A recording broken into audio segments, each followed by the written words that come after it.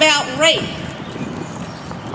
I never thought that I would be back here, or that in 2012, if I were still alive, that I would turn on the national TV and hear, in connection with a presidential primary, somebody say that the best form of birth control was to hold an aspirin between your knees. I didn't think I'd hear people say that women with children, small children, shouldn't work, because unlike a lot of people, most of us have to work. I never knew that 2012 would bring the mainstreaming of anti-American, anti-woman extremism. I didn't know we'd be having a debate about the morality of women who use birth control, or that we'd be having debates over whether employers could fire women who use it. Now, I heard on national TV that someone said this war against women is conjured up. It's just to distract us from the issues that really matter. Well, before I get to the issue of South Carolina, which along with a lot of other states seems to believe that life begins at conception and ends at birth, I want to tell you about the issues that are out there. And I'll come back to South Carolina. We've got legislation right now to force state employees and their children who are victims of rape to give birth.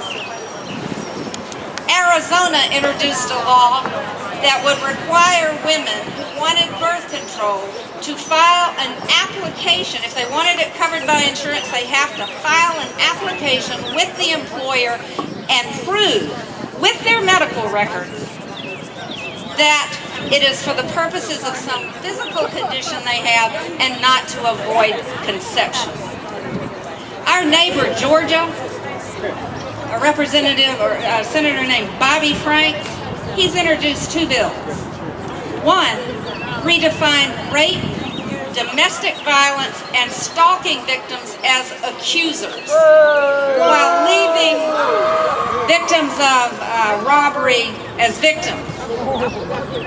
The worst, he introduced legislation to require the police to investigate every miscarriage as a potential homicide. Are you kidding? And that is Georgia. Fortunately, that failed. South Dakota and Nebraska have introduced legislation to make it legal to kill abortion providers. They call it justifiable homicide if the killing is intended to prevent harm to a fetus. Wisconsin just rescinded the Equal Pay Act, saying that it clogged up the courts. And the Florida governor vetoed funds to fund the Rape Crisis Center. So if that isn't a war against women, help me out here. I don't know what is. So for those of you wondering about the issues we care about, those are some of them. Now we finally get in South Carolina a governor who's a woman. And she goes on national TV and says that women don't care about birth control in a state where 58% of pregnancies are unplanned. In a state where 3 out of 10 women are pregnant for the first time before they're 20 years old. She thinks we don't care about this. She thinks that we should be governed by what our male legislature says. That birth control doesn't matter. Well, you know, it matters to us how rape victims, who are our daughters, our children, our cousins, our mothers, our grandmothers, our friends, are treated, and ourselves. And it matters to us that we have access to birth control. And I'll tell you one thing that matters a lot to us.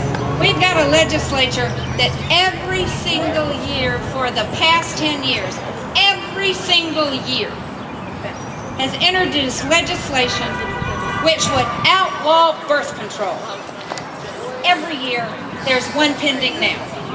They already mandate unnecessary procedures for women. And in 2012, some of our legislators, including from the upstate, have introduced legislation that would have the state heap further victimization on women who've already had to suffer the indignity and crime of rape. This isn't about abortion, which is a subject on which right-thinking people can disagree. This is about whether or not the government is going to decide if our 10-year-old daughter is raped, and we've got 100 young women between 10 and 14 every year who are pregnant. And I can tell you right now, that's mostly a crime. This is about whether we want this government to tell us whether a 10-year-old rape or incest victim has to have a baby. Now you talk about government intrusion that they say they don't want. I don't think it gets any worse than that. Our all-male Senate, not one of them has given birth. Not one of them has been raped and forced to have the baby. And they've got a bill pending to eliminate state insurance payments for abortions in every circumstance. And they specifically take out the exception for rape or incest. And soon they are going to file another one to expand that prohibition to private insurers. So what they want is for people all over the state of South Carolina not to be able to afford primary health care or coverage of abortions in all circumstances. These people think that we hadn't suffered enough. Now, I know we live in a red state, but I'm going to tell you right now, if you listen to what these laws say, and you read them, and you don't look at the little titles they give them, then the majority of the people in our state do not want any one of the people in this legislature deciding how they're going to deal with their relatives who are rape victims and whether or not they're going to force them to have a baby. They do not want it. I don't care how red they are.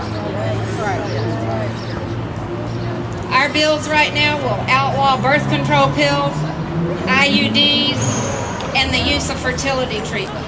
And we can't be complacent. And that's what happened to us 42 years ago. I've got 2 children, one's 25, one's 27. In my lifetime, I never thought they'd be fighting this battle. I never thought we would see this kind of anti-woman extremism. We fought it and got rid of it before.